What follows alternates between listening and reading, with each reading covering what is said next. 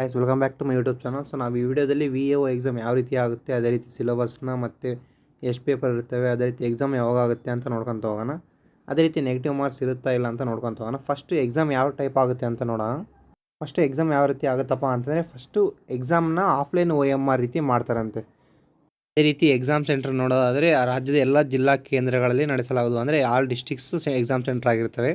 ಮತ್ತು ಹಾಲ್ ಟಿಕೆಟ್ನ ವೆಬ್ಸೈಟಿಂದ ಡೌನ್ಲೋಡ್ ಮಾಡ್ಕೊಂಡು ಅಲ್ಲಿ ಕೆಳಗಡೆ ಕೊಟ್ಟಿದ್ದಾರೆ ನೋಡಿರಿ, ಡೌನ್ಲೋಡ್ ಮಾಡಿಕೊಂಡು ಒಂದು ಮೂಲ ಗುರುತಿನ ಚೀಟಿ ಅಂದರೆ Aadhaar card, PAN card, driving licence ಅಥವಾ ಪಾಸ್ಪೋರ್ಟು, ವೋಟರ್ ID ಈ ಥರ ಯಾವುದೋ ಒಂದನ್ನು ಐಡೆಂಟಿ ಕಾರ್ಡ್ನ ತಗೊಂಡೋದ್ರೆ ಮಾತ್ರ ಒಳಗಡೆ ಎಕ್ಸಾಮ್ ಸೆಂಟ್ರಿಗೆ ಅಲೋ ಮಾಡ್ತಾರೆ. ಅಲ್ಲಿ ಕೆಳಗೆ ಕೊಡ್ತೀವಿ ನೋಡಿ, ತಪ್ಪಿದ್ದಲ್ಲಿ ಪರೀಕ್ಷಾ ಕೇಂದ್ರವನ್ನು ಪ್ರವೇಶಿಸಲು ಅನುಮತಿ ಇಲ್ಲ. ಅಂದರೆ ಐಡೆಂಟಿ ಕಾರ್ಡ್ ಇಲ್ಲ ಅಂತಲೇ ಒಳಗೆ ಬಿಟ್ಕೊಳಲ್ಲ ಎಕ್ಸಾಮ್ ಹಾಲಿಗೆ.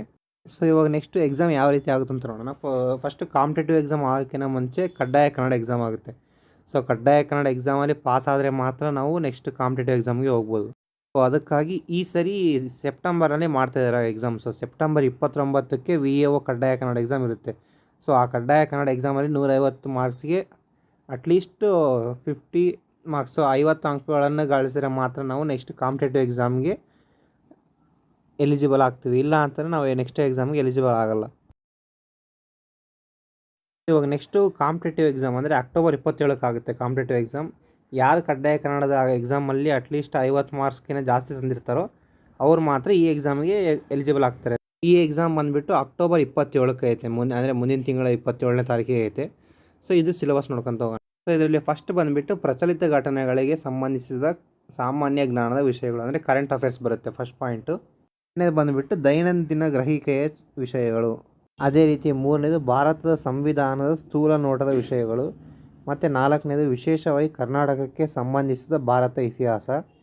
ಅದೇ ರೀತಿ ಕರ್ನಾಟಕಕ್ಕೆ ಸಂಬಂಧಿಸಿದ ಭಾರತ ಭೂಗೋಳ ವಿಷಯಗಳು ಮತ್ತು ರಾಜ್ಯ ಮತ್ತು ಪ್ರಾದೇಶಿಕ ಆಡಳಿತ ಕುರಿತ ವಿಷಯಗಳು.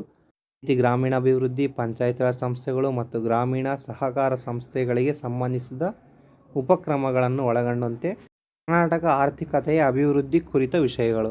ಹಾಗೆ ಕರ್ನಾಟಕದ ಪರಿಸರ ಸಂಬಂಧಿ ಸಮಸ್ಯೆಗಳು ಮತ್ತು ಅಭಿವೃದ್ಧಿ ಕುರಿತ ವಿಷಯಗಳು. ಸೊ ಇವಿಷ್ಟು ಬಂದುಬಿಟ್ಟು ಪೇಪರ್ 1 ಅಂದರೆ ಪತ್ರಿಕೆ 1ಕ್ಕೆ ಇವು ಸಿಲೆಬಸ್ಸು. ಸೊ ಮಾರ್ಕ್ಸ್ ಬಂದುಬಿಟ್ಟು 100 ಮಾರ್ಕ್ಸು. ಅದೇ ರೀತಿ ಟೈಮ್ ಬಂದುಬಿಟ್ಟು 2 ಗಂಟೆ. ಸೊ 2 ಗಂಟೆ 100 ಮಾರ್ಕ್ಸು. ಇಷ್ಟು ಪೇಪರ್ 1ಗೆ ಸಿಲೆಬಸ್ಸು. ನೆಕ್ಸ್ಟ್ ಪೇಪರ್ 2 ನೋಡೋಣ. ಸೊ ಪೇಪರ್ 2 ಕೂಡ ಅಷ್ಟೇ 2 ಅವರ್ಸು, ಅದೇ ರೀತಿ 100 ಮಾರ್ಕ್ಸು. ಸೊ ಪೇಪರ್ 2 ಸಿಲೆಬಸ್ ಬಂದುಬಿಟ್ಟು ಸಾಮಾನ್ಯ ಕನ್ನಡ, ಸಾಮಾನ್ಯ ಇಂಗ್ಲೀಷ್ ಮತ್ತು ಕಂಪ್ಯೂಟರ್ ಜ್ಞಾನ. ಸೊ ಇವಾಗ ನೆಕ್ಸ್ಟ್ ನೋಡೋದಾದರೆ ನೆಕ್ಸ್ಟ್ ಪಾಯಿಂಟ್ ಬಂದುಬಿಟ್ಟು, ಸೊ ಇಲ್ಲಿ ಕೊಟ್ಟಿದ್ದಾರೆ ನೋಡಿ, ಸ್ಪರ್ಧಾತ್ಮಕ ಪರೀಕ್ಷೆಯ ವಿವರವಾದ ವೇಳಾಪಟ್ಟಿಯನ್ನು ಪ್ರಾಧಿಕಾರದ ವೆಬ್ಸೈಟ್ನಲ್ಲಿ ನಂತರ ಪ್ರಕಟಿಸಲಾಗುವುದು. ಅಂದರೆ ಇಲ್ಲಿ ಟೈಮ್ ಟೇಬಲ್ನ ಬಿಡ್ತೀವಿ ಅಂತ ಹೇಳಿದರೆ ಆಲ್ರೆಡಿ ಬಿಟ್ಟಿದ್ದಾರೆ KE ವೆಬ್ಸೈಟಲ್ಲಿ, ಯಾರಿಗಾದ್ರೂ ಬೇಕಾದ್ರೆ ಡೌನ್ಲೋಡ್ ಮಾಡ್ಕೊಳ್ರಿ. ಸೊ ನೆಕ್ಸ್ಟ್ ಇಲ್ಲಿ ಎಕ್ಸಾಮನ್ನ ಬಂದುಬಿಟ್ಟು ಆಫ್ಲೈನ್ OMR ರೀತಿ ಮಾಡ್ತಾರೆ ಅಂತ ಆಲ್ರೆಡಿ ಹೇಳಿದ್ದಾರೆ. ಇಲ್ಲಿ ಕೆಳಗೆ ನೆಕ್ಸ್ಟ್ ಪಾಯಿಂಟ್ ನೋಡಿ, ಅಭ್ಯರ್ಥಿಗಳು ಅರ್ಹತೆಗಾಗಿ ಸ್ಪರ್ಧಾತ್ಮಕ ಪರೀಕ್ಷೆಯಲ್ಲಿ ಒಟ್ಟು ಅಂಕಗಳಿಗೆ ಕನಿಷ್ಠ 35% ಅಂಕಗಳನ್ನು ಗಳಿಸುವುದು ಕಡ್ಡಾಯವಾಗಿರುತ್ತದೆ. ಅಂತಂದರೆ ನಾವು ನೆಕ್ಸ್ಟ್ ಕಾಂಪಿಟೇಟಿವ್ ಎಕ್ಸಾಮನ್ನು ಪಾಸಾಗಿ ಎಲಿಜಿಬಲ್ ಆಗಬೇಕಪ್ಪ ಅಂತಂದರೆ ಅಲ್ಲಿ ಟೋಟಲ್ ಮಾರ್ಕ್ಸಲ್ಲಿ 35% ಮಾರ್ಕ್ಸ್ ಅಷ್ಟು ತಗೊಂಡ್ರೆ ಮಾತ್ರ ಕಂಪಲ್ಸರಿ ತಗೊಳ್ಳೇಬೇಕು ಅಂತ ಹೇಳಿದಾರೆ ಇಲ್ಲಿ.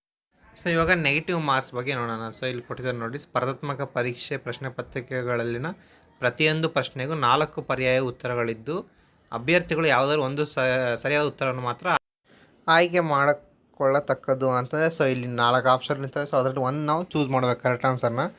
ಪ್ರತಿ ತಪ್ಪು ಉತ್ತರಕ್ಕೆ 4ನೇ ಒಂದು ಅಂಶ ಅಂದರೆ 1/4 ಮಾರ್ಕ್ಸ್ನ ಕಳೀತಾರೆ. ಅಂದರೆ ಈಗ ನಮ್ಮ 4 ಆನ್ಸರ್ಗೆ ತಪ್ಪಾಗಿದ್ದಾವೆ ಅಂತಲೇ 1 ಮಾರ್ಕ್ಸ್ ಹೋಗುತ್ತೆ ಅಂತ ಅರ್ಥ ಇಲ್ಲಿ.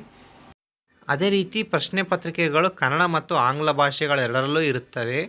ಕನ್ನಡ ಭಾಷೆಯಲ್ಲಿ ಪ್ರಶ್ನೆಗಳ ಭಾಷಾಂತರದಲ್ಲಿ ಏನಾದರೂ ವ್ಯತ್ಯಾಸ ಕಂಡು ಬಂದಲ್ಲಿ ಅಭ್ಯರ್ಥಿಗಳು ಆಂಗ್ಲ ಭಾಷೆ ಪ್ರಶ್ನೆಗಳನ್ನು ನೋಡುವುದು ಹಾಗೂ ಅದೇ ಅಂತಿಮವಾಗಿರುತ್ತದೆ. ಅಂದರೆ ಕ್ವಶನ್ ಪೇಪರ್ ಬಂದುಬಿಟ್ಟು ಕನ್ನಡ ಮತ್ತು ಇಂಗ್ಲೀಷ್ 2 ಲ್ಯಾಂಗ್ವೇಜಲ್ಲಿ ಇರುತ್ತೆ. ನಮಗೆ ಏನಾದರೂ ಕನ್ನಡದಲ್ಲಿ ಏನಾದರೂ ಡಿಫ್ರೆನ್ಸ್ ಏನೋ ಅನಿಸಿದರೆ ನಾವು ಇಂಗ್ಲೀಷ್ನೇ ರೆಫರ್ ಮಾಡ್ಬೇಕಂತ ಹೇಳಿದರೆ ಅದೇ ರೀತಿ ಅದೇ ಫೈನಲ್ ಕ್ವಶನ್ ಆಗಿರುತ್ತೆ ಅಂತ ಕೊಟ್ಟಿದ್ದಾರೆ ಇಲ್ಲಿ. So guys next time table ನೋಡ್ಕೊತ ಹೋಗೋಣ. ನಿಮಗೆ ಯಾರಿಗಾದರೂ ಈ ವಿಡಿಯೋ ಯೂಸ್ಫುಲ್ ಆಯಿತಪ್ಪ ಅಂತಂದರೆ ಸಬ್ಸ್ಕ್ರೈಬ್ ಮಾಡ್ಕೊಳ್ರಿ ಅಂತ ಹೇಳ್ತಾ, ಸೊ ಈಗ ನಾವು ನೆಕ್ಸ್ಟ್ ಟೈಮ್ ಟೇಬಲ್ನ ನೋಡೋಣ. ಸೊ ಇಲ್ಲಿ ಟೈಮ್ ಟೇಬಲ್ ನೋಡೋದ್ರೆ ಇಲ್ಲಿ ಕೊಟ್ಟಿದ್ದಾರೆ ನೋಡಿರಿ, village administrative officer VAO exam ಬಂದುಬಿಟ್ಟು 29/9/2024 ಸಂಡೇ, ಅಂದರೆ ಈ ಮಂತ್ 29 ಸಂಡೇ ಬಂದುಬಿಟ್ಟು ಎಕ್ಸಾಮ್ ಮಾಡ್ತಾರೆ. ಸೊ ಟೈಮ್ ಬಂದುಬಿಟ್ಟು 10:30 AM to 12:30 PM. So 2 hours time. Compulsory Kannada exam. So ಇದು ಈ ತಿಂಗಳಾಗ ಕಂಪಲ್ಸರಿ ಕನ್ನಡ ಅಂದರೆ ಕಡ್ಡಾಯ ಕನ್ನಡ ಎಕ್ಸಾಮ್ ಇದು. ಇಲ್ಲಿ ಕೆಳಗಡೆ ನೋಡೋದಾದರೆ ವಿಲೇಜ್ ಅಡ್ಮಿನಿಸ್ಟ್ರೇಟಿವ್ ಆಫೀಸರ್ 27/10/2024 ಅಂದರೆ ನೆಕ್ಸ್ಟ್ ಅಕ್ಟೋಬರ್ ತಿಂಗಳಾಗೋ ಕಾಂಪಿಟೇಟಿವ್ ಎಕ್ಸಾಮ್ ಬಗ್ಗೆ ನೋಡೋಣ. ಸೊ ನೋಡಿರಿ, ಸಂಡೇ ಇದೆ. ಸೊ 27ನೇ ತಾರೀಕು ಮುಂದಿನ ತಿಂಗಳು. ಇಲ್ಲಿ 2 ಪೇಪರ್ ಒಂದೇ ದಿವಸ ಆಗುತ್ತೆ ಸರ್. ಪೇಪರ್ 1 ಮತ್ತು ಪೇಪರ್ 2 2 ಒಂದೇ ದಿನ ಆಗುತ್ತೆ. ಸೊ ಬೆಳಿಗ್ಗೆ ಬಂದುಬಿಟ್ಟು ಪೇಪರ್ 1 10:30 12:30 2 ಗಂಟೆ. ಅದೇ ರೀತಿ ನೆಕ್ಸ್ಟು ಮಧ್ಯಾಹ್ನ ಎಕ್ಸಾಮ್ ಇದೆ ಪೇಪರ್ 2ದು 2:30 4:30ವರೆಗೂ. ಸೆಂಟ್ರಲ್ಲಿ 2 ಅವರ್ಸ್ ಗ್ಯಾಪ್ ಇದೆ ಪೇಪರ್ 1ಗೆ ಮತ್ತು ಪೇಪರ್ 2ಗೆ. ಇಲ್ಲಿ ಇನ್ನು ಎಷ್ಟು ದಿನ ಉಳಿದಿದೆ ಬಾಕಿ ಎಕ್ಸಾಮ್ಗೆ ಅಂತ ಲೆಕ್ಕ ಹಾಕೋದಾದರೆ, ಸೊ ಕಂಪಲ್ಸರಿ ಕನ್ನಡ ಎಕ್ಸಾಮ್ ಬಂದುಬಿಟ್ಟು 26 ಡೇಸ್ ಇರುತ್ತೆ. ಸೊ ನಾನು ಈ ವಿಡಿಯೋನ ಸೆಪ್ಟೆಂಬರ್ 2ನೇ ತಾರೀಕಿಗೆ ರಿಲೀಸ್ ಮಾಡ್ತಿದ್ದೀನಿ. ಸೊ ಅದಕ್ಕೆ ಈ ದಿನ ಬಿಟ್ಟು ನಾಳೆಯಿಂದ ಲೆಕ್ಕ ಹಾಕಿದರೆ 26 ದಿನ ಉಳಿಯುತ್ತೆ. ಅದೇ ರೀತಿ ಕಾಂಪಿಟೇಟಿವ್ ಎಕ್ಸಾಮ್ ನೋಡೋದ್ರೆ ಇನ್ನು 53 ದಿನ ಇರುತ್ತೆ. ಸೊ ಈ ಕಾಂಪಿಟೇಟಿವ್ ಎಕ್ಸಾಮ್ಗೆ 53 ದಿನ, ಅದೇ ರೀತಿ ಕಂಪಲ್ಸರಿ ಕನ್ನಡಗೆ 26 ದಿನ ಎಕ್ಸಾಮ್ ಇರುತ್ತಿದ್ದು. ಸೊ ಈ ಎಕ್ಸಾಮ್ ಪೇಪರ್ ಆಗ್ತಿರೋ ಎಲ್ಲ ಆಸ್ಪಿರೆಂಟ್ಸಿಗೂ ಆಲ್ ದ ಬೆಸ್ಟ್ ಅಂತ ಹೇಳ್ತಾ ಇಲ್ಲಿಗೆ ಈ ವಿಡಿಯೋನ ಮುಗಿಸ್ತಾ ಇದ್ದೀನಿ.